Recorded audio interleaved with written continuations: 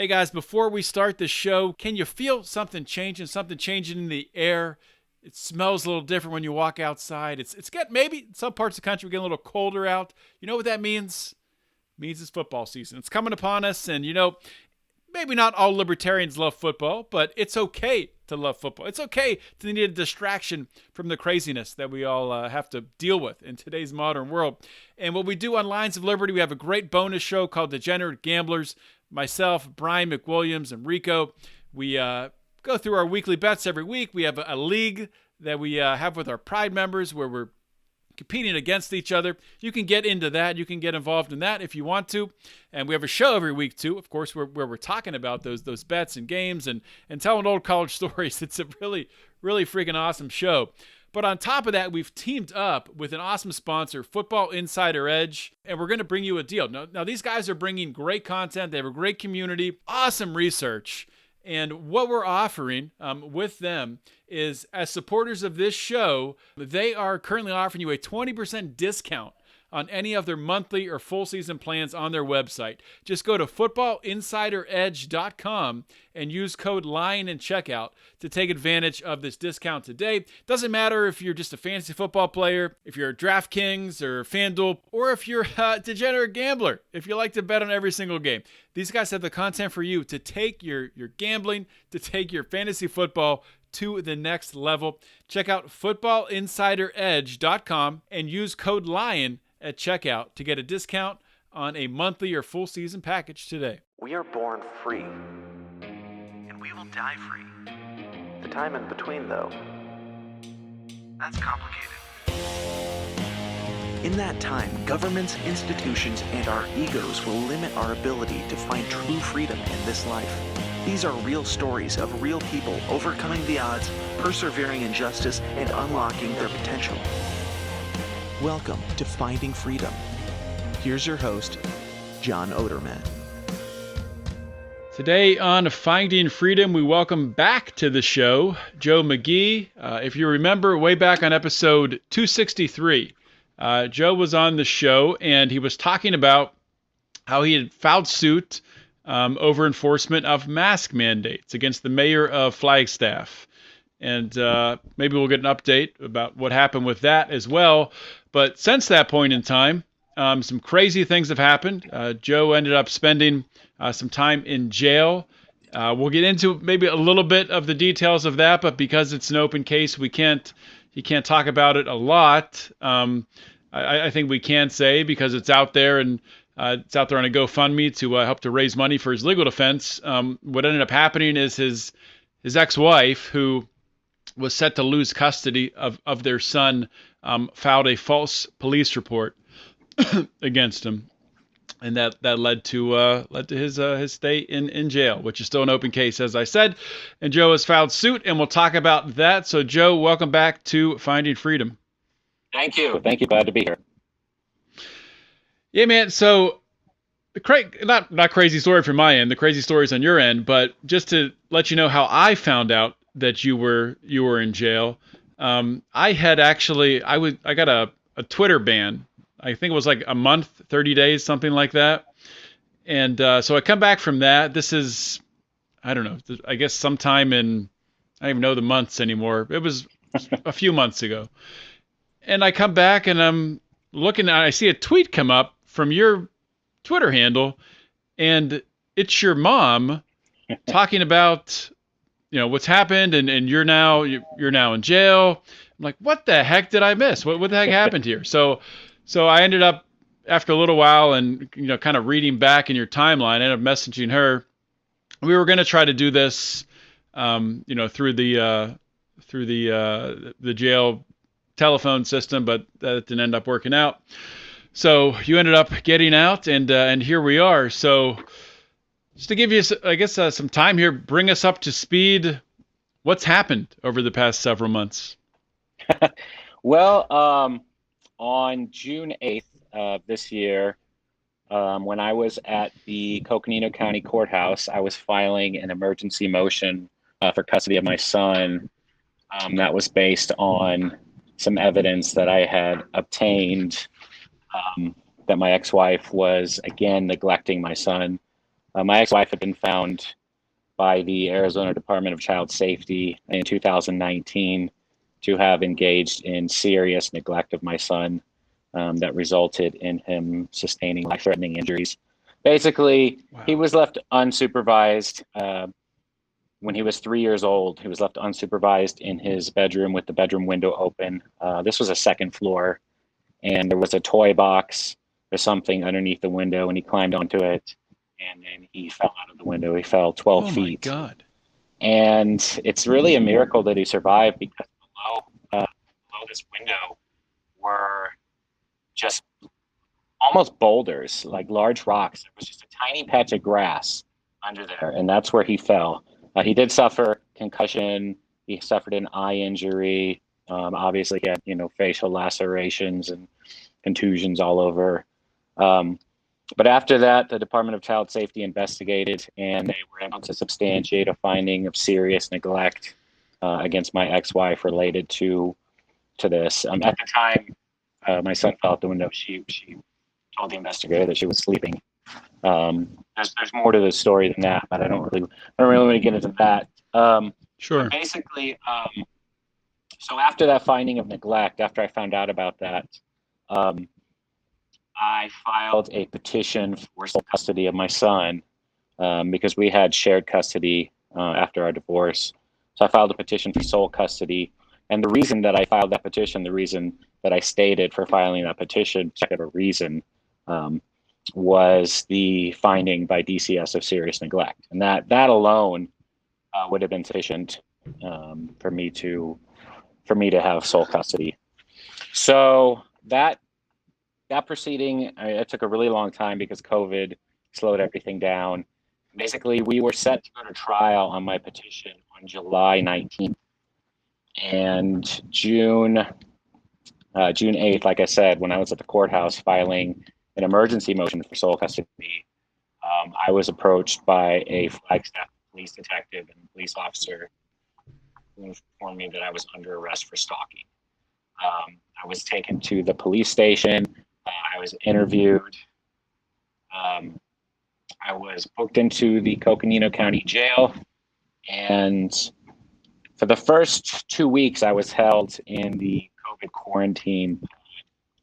That's single cells, and that's 23-hour-a-day lockdown with 1 hour a day outside of your cell in the day room without other inmates. So for the first 2 weeks, it was basically the harshest conditions that they have in jail. That's the whole.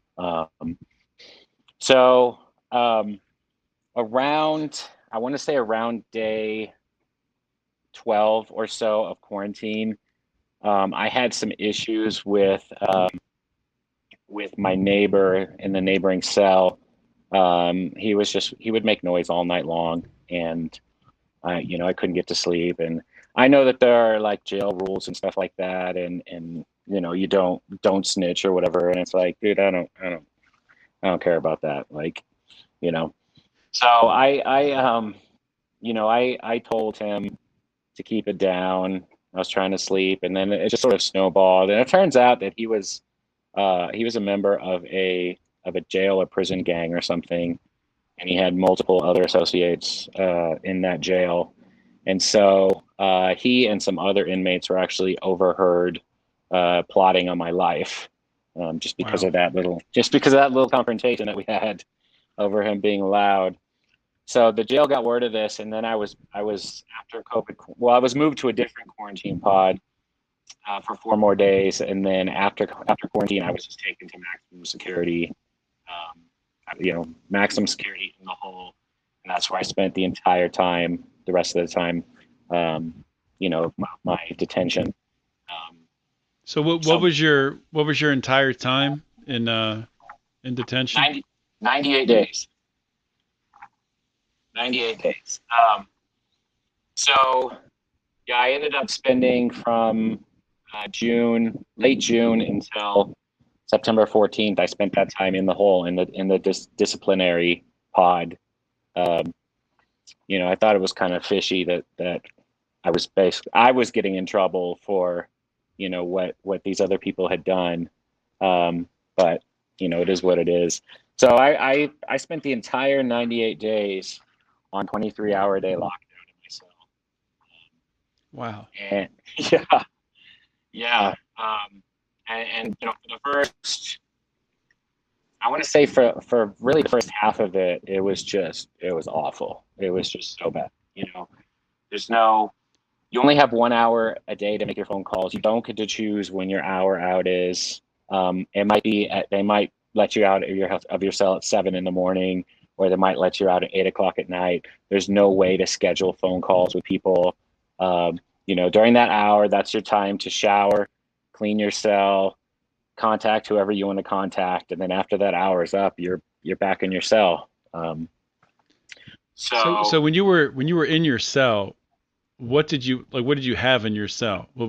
Did you have a book even? Did you have something to write with? Did you have anything? Initially, I had nothing. Initially, I had some legal papers, and so I was using the back of them. And the jail has little bitty tiny pencils for inmates that want to make an inmate request or file a grievance or request medical treatment. So I was using the little tiny pencil in the back of my legal paper to journal, essentially. And once a week, there would be a librarian that would come around with a book cart, and you were allowed 2 books. But I read really fast, so I would get books on Thursdays, and then by Saturday I would have nothing to read. So it really, I mean, in my cell by myself until people started sending me books and stuff like that, I had nothing to do. So it sort of became a matter of survival to make friends with the other inmates that were in the hole. And so, during your hour out, you can walk by the other cells, and you can see who's in there. And so one of the inmates, probably my 3rd day, he came to my door and he knocked on it and introduced himself. And then he asked me if I wanted to buy some like dream catchers and stuff that he made. Mm-hmm. And I'm like, dude, I don't have money in here. How am I supposed to buy stuff? And he's like, no, you just trade me sandwiches. Because every morning we'd get a peanut butter and jelly sandwich on our breakfast tray. And he's like, yeah, for three sandwiches, I'll make you a dream catcher. And I'm like, all right, cool. This would be, if nothing else, this would just be a way to sort of start making friends with the people in there.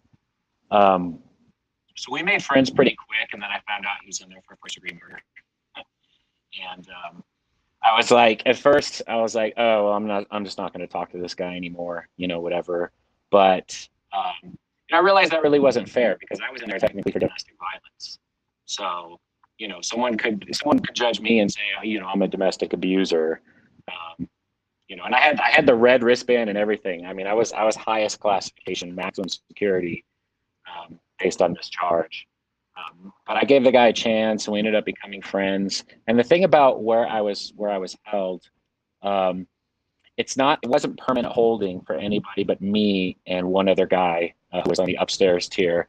I mean, because that was the hole. People would go in there for disciplinary reasons. So people would go in for 30, 45, 60 days, and then they'd cycle out. So there was 6 cells, in the lower tier and 6 cells in the upper tier. So, every 30 days, not every 30 days, but, on a rotation, new inmates mm-hmm. would come in. And these were, the worst inmates in the jail, because there were people in there for disciplinary reasons, people in there for fighting with guards, for fighting with other inmates, for smuggling stuff, very, contraband, whatever.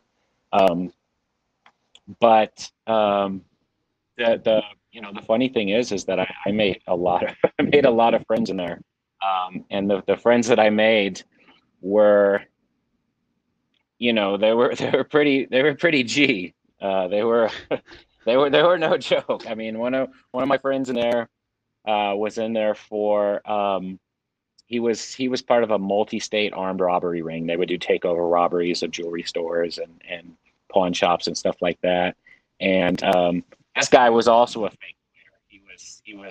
He had been self-represented, and he'd already sued over jail conditions and stuff like that.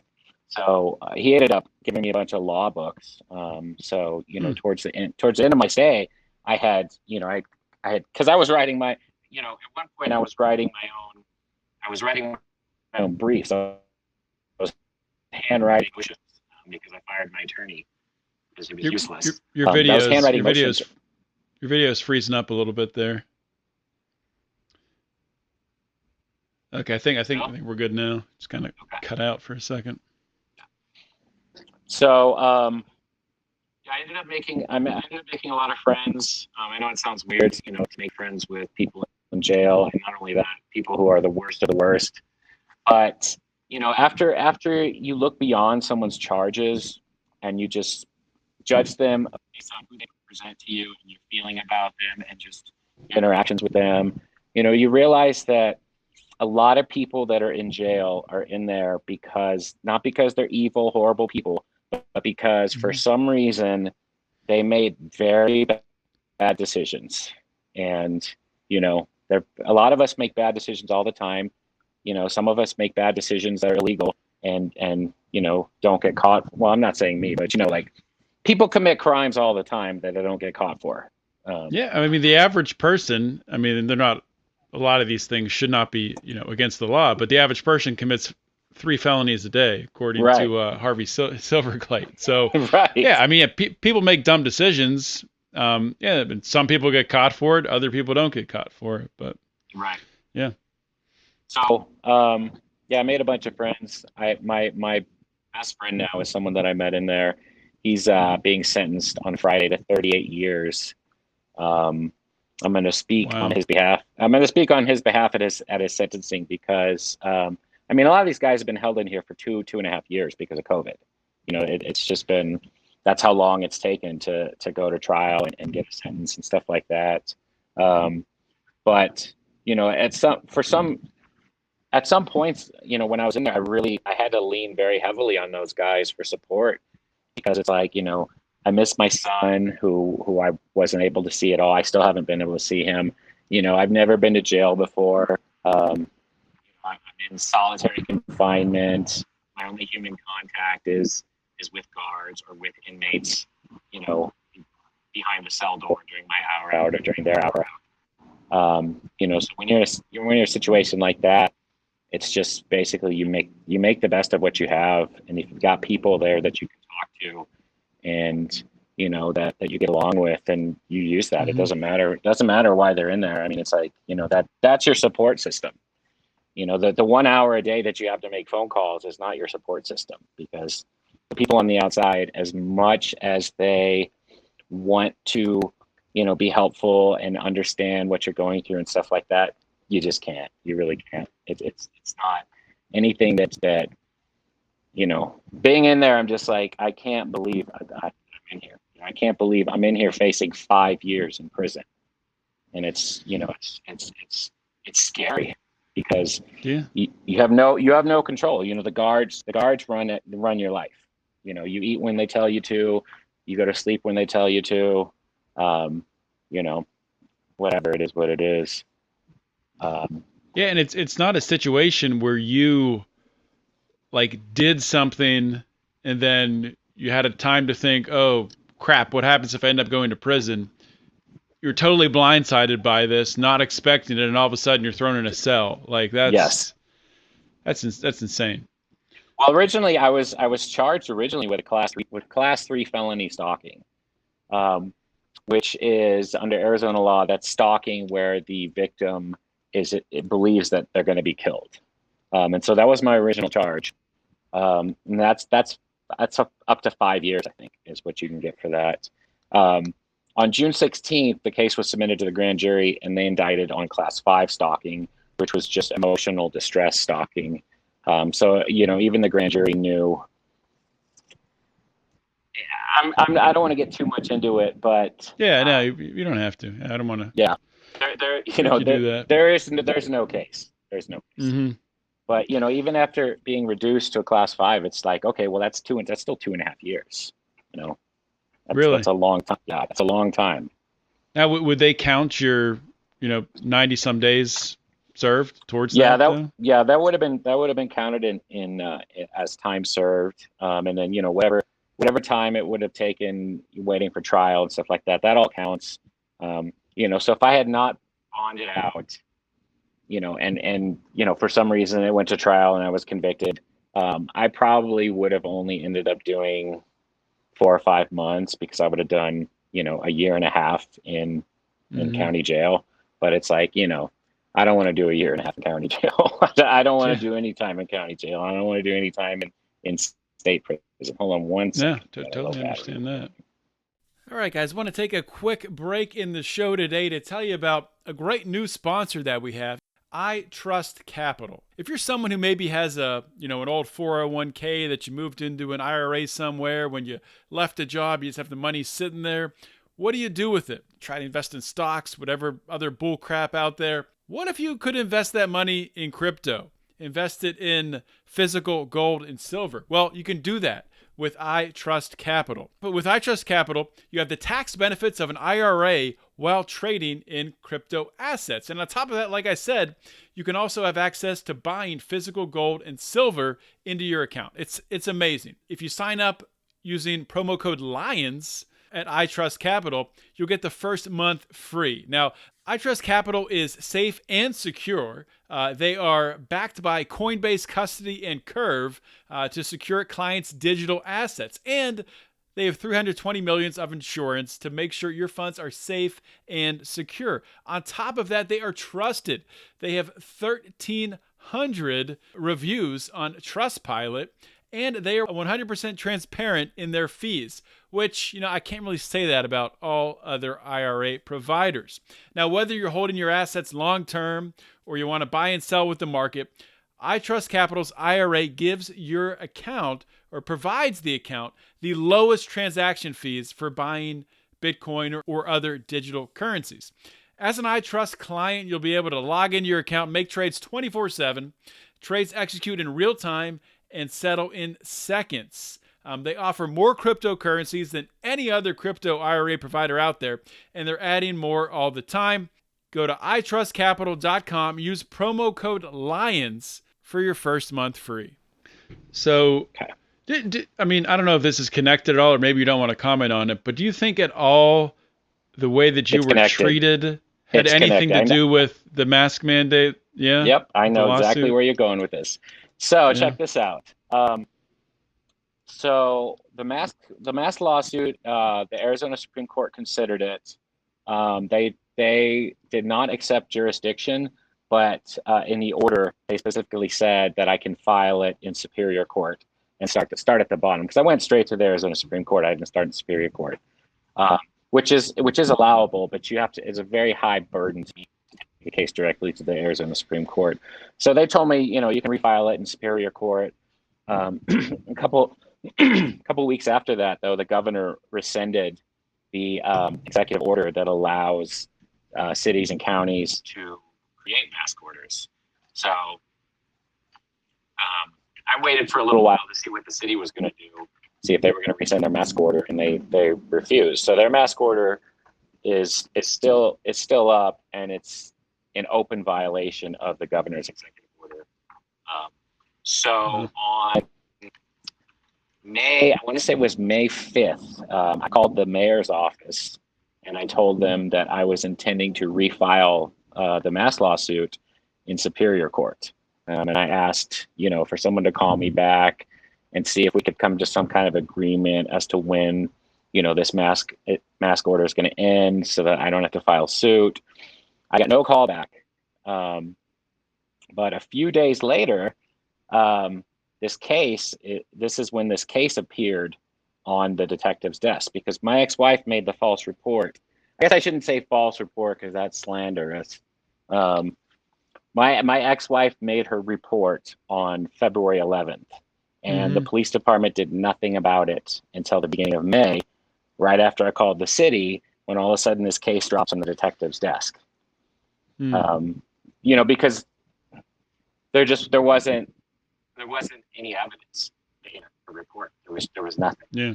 There was nothing there, nothing to go on.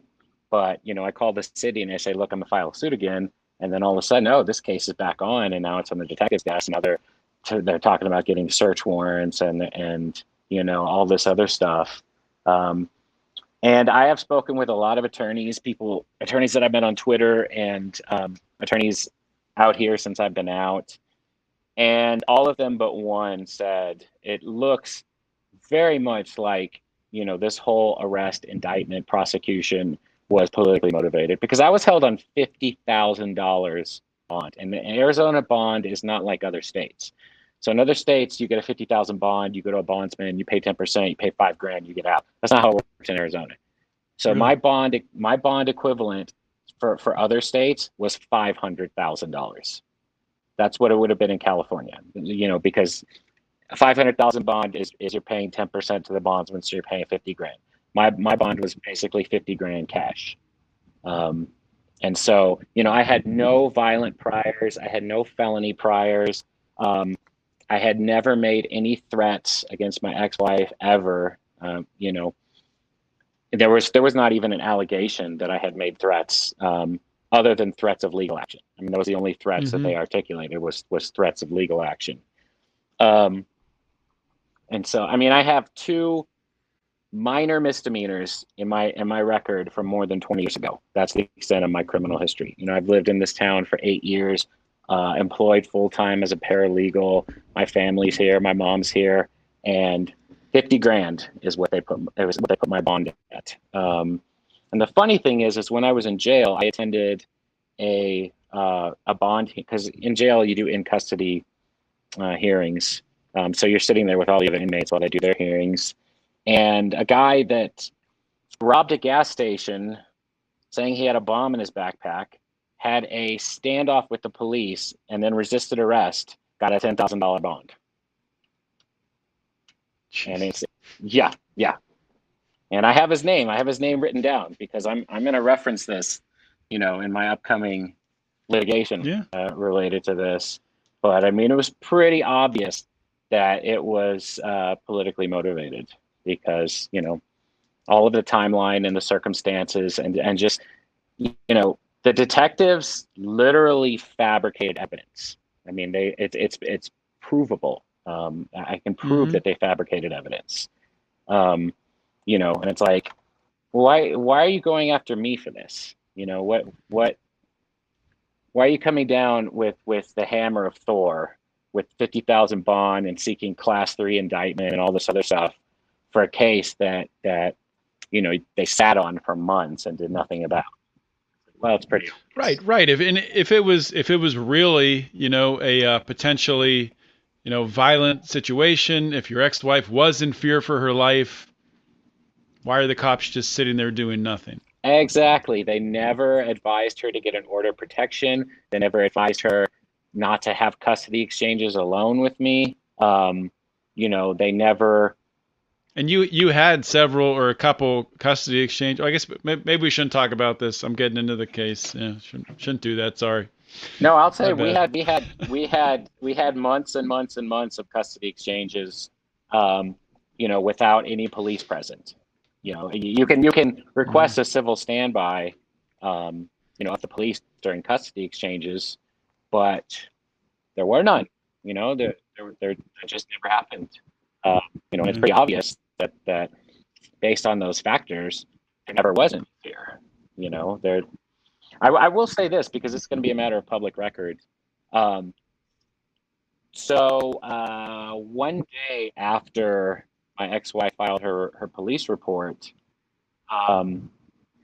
alleging stalking, my son told me that he wanted to have his birthday dinner with both his parents, because I was scheduled to have my son the evening of the 14th, February 14th, which is his birthday. I was going to make a birthday dinner for him and everything like that.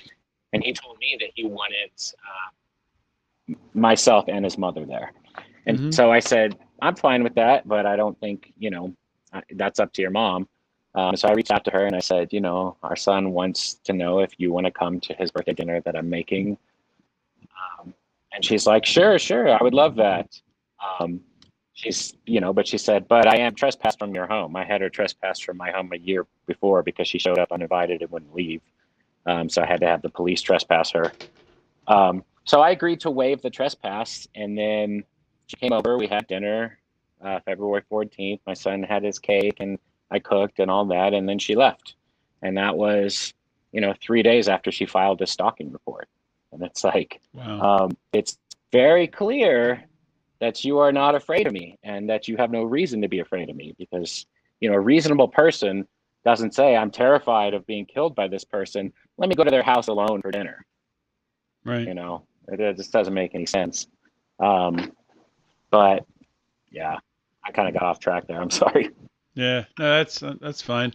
So you filed suit now. So who have you filed suit against? Well, I haven't filed suit yet. I have filed a notice of claim, which is a precursor to a suit. Essentially, under Okay. Arizona law, you have to set forth the facts supporting a claim for damages.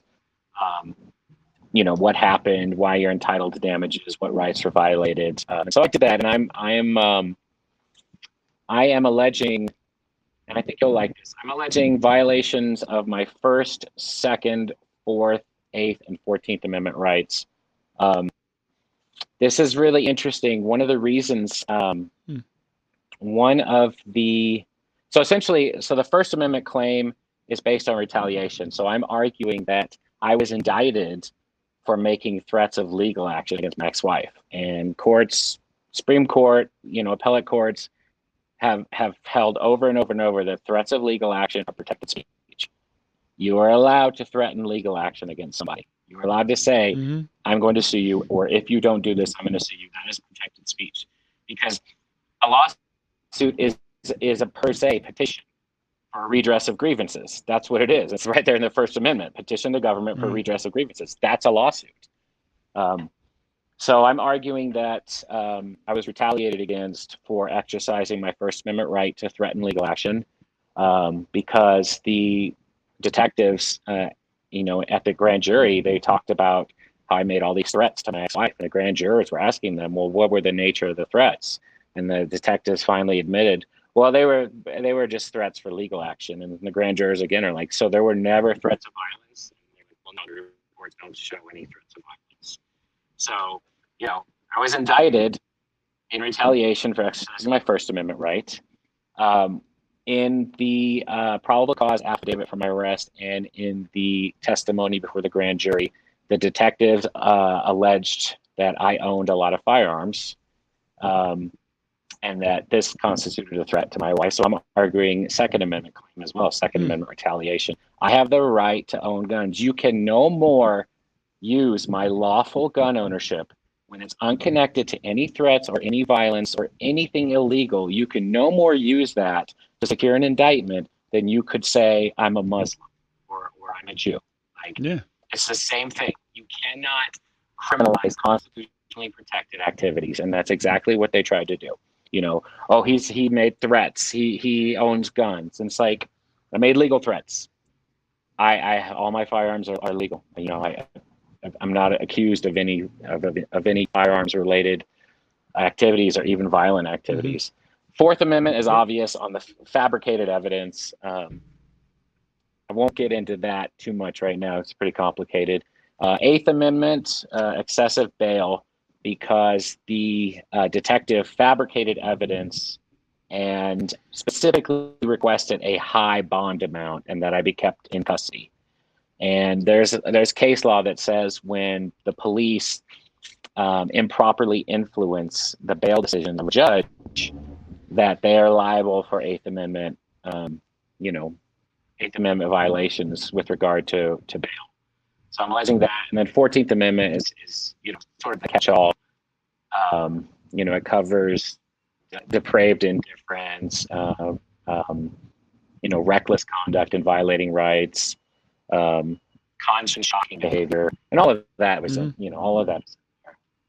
So I served an 11-page notice of claim. Normally a notice of claim is just 2 pages, but I did a deep dive into all the case. I wanted them to know, exactly that I have their number. Like, I know, I basically laid it out. Did you have a legal counsel help you with this, or you did it all yourself? I know you've done this in the past, obviously, but yeah. Yeah, no, I did it myself. It's sort of become a hobby of mine at this point, doing stuff like this. But, I wanted them to be on notice that, I knew exactly what they did. I knew exactly how my rights were violated. and that's, they can either pay my settlement demand, which is $500,000, or, in 60 days I can file suit. And so I served this notice on the city, the police department, the chief of police, the deputy chief, the detective lieutenant, both detectives, and then other officers, unknown, unnamed. So I spent $60 in certified mailing fees to mail all these letters out. It's required. I have to do it. I have to serve the notice of claim before I can file suit. Yeah. And then I did send a copy of the notice of claim because I'm self-represented in my criminal case now. I have advisory counsel who's there to, I can bounce ideas off of, and who, helps me with the framework. But I'm self-represented, so when I file something, or I'm requesting a stipulation, I'm emailing the prosecutor. It's not like my attorney is emailing the prosecutor, so I'm doing this directly, which is really strange, to email the person that's trying to put you in prison. But yeah, so I emailed him, and I attached a copy of the notice of claim, and just said, just FYI, this notice of claim was served. I want him on notice of the fact that he's, it can help in this case. This is not a winnable case. It's not most likely not even going to go to trial. It's most likely going to be dismissed with prejudice. I won't get into strategy or anything like that, but the advisory council I have is in agreement. That this, first of all, is a case that should have never been brought to the grand jury. That is just rife with police misconduct. So, maybe I'll get a nice little windfall out of this, or maybe I won't. But me, man, I'm not going to give up. Yeah, absolutely. And if you do get a windfall from it, you already have a book you could write about it too. So that's that's pretty incredible. People were telling me to write a book about this. I was thinking about it, just because my jail experience was just so weird. It's so weird to be on the other side. You watch shows about jail and stuff like that, and you think you have a pretty good idea, and you get in there and you're like, this is really nothing like I thought it would be, for better or worse. There were some days in there where I was having so much fun with my friends in there, the guys. Like we had Sunday night slow jams, and so we'd all take turns singing 90s R&B on Sunday nights, and the all of the guys in the tier above us would all get quiet to listen to us singing, and they would, because you could talk to the upstairs through the air vents, and so they yelled down requests for us to sing. So we had our Sunday night slow jams, and we did at one point, myself, the guy that I met that's not my best friend, and another guy, we had a jail slumber party where we pulled our mattresses onto the floor next to our cell doors, and we just laid there. We were talking like 2 in the morning, just like a slumber party. It was bizarre. And then you don't realize how you mentioned, I'm curious, you mentioned at the beginning how you were having a really difficult time at the beginning of your stay, and then things changed. Did that just happen around, meeting the other, some of the other your people you became friends with, or was there anything was there a point in time or something that occurred that, made it a little more tolerable and you started to actually enjoy your time? Mostly, honestly, it was meeting those guys. It's a lot different, going at something alone, something new and scary alone, versus, when you've got friends and you've got support. So a small part of it was just me accepting the situation, and, that there was nothing I could do to change it, and that, basically I was stuck there until I was out. It was not, it was not anything in my control. But really, it was making friends that made the difference between just despair and, having days where I'm like, if I had to go to prison with these guys for a couple of years, I might be okay with that. And that's really how it ended up. It's like, you just, when you're with people 24 hours a day, and you got to be around them. It's you learn very quickly, about them and who they are and whether or not you like them. I'm sorry, I got to plug in real quick because my phone's just about to die. Sure. But I can keep talking. Yeah, well, I mean, I'll just add to that. It's pretty common that people, when they do spend time in jail, if it's a few months or if it's several years, that the people that you are in prison with, incarcerated with, or in jail with, they become like family, because that's the only people you see. Yes. So I've heard a lot of people pass on that same sentiment. And not only that, like you were talking about how your friend who has this sentencing coming up, and you're gonna be speaking on behalf of him. I've heard people do similar things, and it's like you're going to advocate, almost for like a family member, just because of the shared experience that you've been through. So that's exactly it. It's pretty common. It just was not something that I was at all expecting. It's just, and yeah, he is like a family member now. He's like a brother to me. And I used to wonder how people could do like 15 years in prison. I always thought, oh my God, if I, got rung up on some bogus charges and ended up having to do years in prison, like, oh man, I would just kill myself or something. It's like, after experiencing it, it's like, okay, that's how they do it. They have friends, they have support. I guess I had to get it out of my head, this whole judgy thing about people that are in jail. They're all bad, because it's like, well, hey, I was in jail, and innocent people do get arrested, do get charged. It's unfortunate.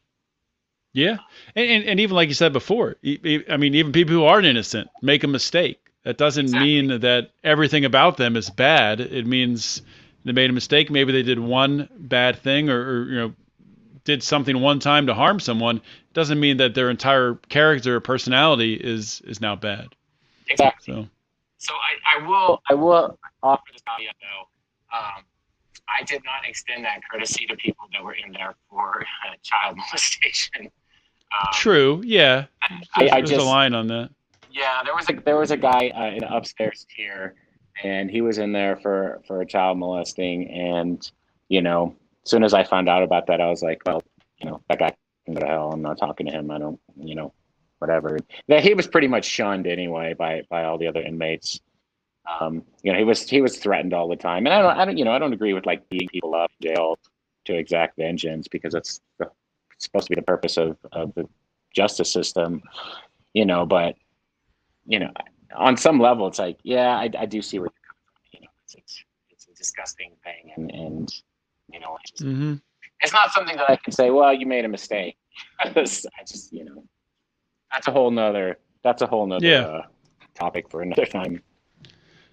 No, I definitely agree with you there. And well, like you were talking about before, like the crazy, the bail amount that you had to pay, and the time that you would have served with the the first thing that you were initially charged with might have been even more than someone who comes in with a child molestation charge, which is ridiculous. That's how messed up our justice system is. But yeah, well, it was. That child molester had in fact bonded out. He was rearrested because he didn't show up for a hearing. So he had bonded out. I think his bond was $20,000. It's crazy. I would tell people what my bond was, and they'd be like, "What did you do? What are you in here for?" And I'm like, "It's just some BS." But they all thought I was in there for something really serious.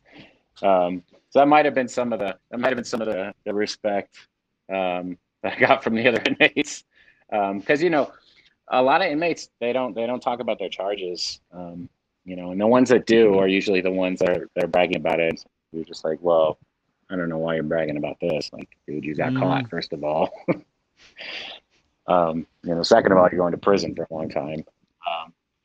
But yeah, I found that saying very little about yourself is the best way to sort of, fit yourself in. You don't want to talk about yourself or your family until you know people. I mean, that's it really sort of goes without saying, but I did see some people that would come in there that were new inmates and would just be like, oh, blah, blah, blah, and my wife, blah, blah, blah. And it's like, dude, you're talking to, you don't know who you're talking to. You should probably chill on that. Yeah, that totally makes sense. Some people though, that's hard for them to turn that off, because that's like all they know how to do is just talk. Yeah. It's like some people don't have internal dialogue. It's just like everything spills out. So you get a person like that, they could end up in. But Joe, we're almost out of time here, but I want you to plug some things. Obviously, tell people how to follow you on Twitter for one, and also is the GoFundMe, is that's still ongoing? It is still ongoing because I'm still planning on retaining qualified counsel. But the problem is that right now I'm in the pretrial litigation stage, and to pay for an attorney to do the litigation work that this case needs would be very expensive, like $20,000 or $30,000. So I am planning on hiring an attorney. I'm not one of these morons. It's like, yeah, I'm gonna take this to trial because I'm not a criminal defense attorney. Taking a criminal case to trial would be stupid. But the GoFundMe for legal fees and attorney is up. I don't know. My mom was running all that when I was in jail, so I don't know what that was. I'll link to it on the show notes page. If you just go to GoFundMe.com and just type in Joe McGhee, I'm sure it'll come up. The URL is Joe McGhee political prisoner release. So, oh, wow. But I mean, I read that. I'm like, yeah, that's exactly what you were is a political prisoner. So that's, I think it's probably, I might title the episode that. Nice. I like it. And also, if you listeners or watchers, whatever, want to follow me on Twitter, my Twitter handle is AZFakeLawyer. My account's private, but if you send a request, I will most likely accept it, unless you clearly appear to be a weirdo. But or a Fed. Yeah. Or law enforcement, or my ex-wife, or bill collectors, whatever. Yeah. All right, man. Well, thanks for coming on the show and sharing what you've been through here. It's been it's hard to even imagine, sitting here listening to your story. It's hard to even imagine it happening. But I mean, there's people out there. This stuff happens all the time. So it does. When I get a chance to have someone on like you who's been through this and can share a firsthand account, it's important, because I mean, there's someone who will listen to this or watch it who has a friend or family member, or maybe themselves, who are going through something similar. Right. And you don't want to go to jail. I'm just going to put that out there for your listeners. Stay out of jail. It's not fun. It's a horrible place. Yeah, even if you make new friends. Yeah, even if you make really, really good friends, still you wake up every morning and you're like, yep, I'm still here, and I don't know when I'm getting out. Yeah. Well, let's hope you don't go back, and we'll keep the status of your lawsuit and everything, and I'll keep the audience filled in, and maybe we'll have you back on in a few months or whenever things get to the next step or get wrapped up. Yeah, sounds good. I'd like that. All right. Thanks again, Joe. Thank you. Take care. Thanks for tuning in, guys, for another episode of Finding Freedom here on the Lions of Liberty podcast. And, for those of you who've been listening to our shows, to this feed for a while, you know that we have more than one show. We have our Monday show with Mark, our Wednesday show with Brian, and we wrap things up every Thursday with Finding Freedom. But you might not know that we have bonus shows that we do, especially this time of the year. We have every single week during football season, we have Degenerate Gamblers with myself and Brian and Rico breaking down fantasy football, breaking down weekly spreads in college and pro sports, and talking about what games we gamble on, and talking about our Degenerate Gambling League we have with our Pride members. And we also have Conspiracy Corner. It's another bonus show we have. Plus, you get access to early shows. You can watch shows live. And you can now join on either Patreon or Locals. Patreon, of course, is patreon.com/Lions of Liberty, and Locals is lionsofliberty.locals.com. You can join. We have different levels, different memberships where you get more access, more merchandise. We have monthly calls if you get up to the $25 level and up. At the $50 level, you get to influence a show. So check that out. I would love to have you. It's a growing community. Of course, we have our private Facebook group, and we have a Discord. Lots of different ways to get involved in this growing community with the Lions of Liberty as we are working hard to advance the ideas of liberty forward, to advance self-sufficiency, to advance this lifestyle of taking control of your life. So if you'd like to be a part of that, we would love to have you. Please join us and continue listening every single week. You can do that by subscribing on whatever podcasting app you're listening on and giving us a 5-star rating and leaving a nice review, which helps us out as well. So this is John Odermatt signing off. Always remember to keep your head up and the fire's liberty burning.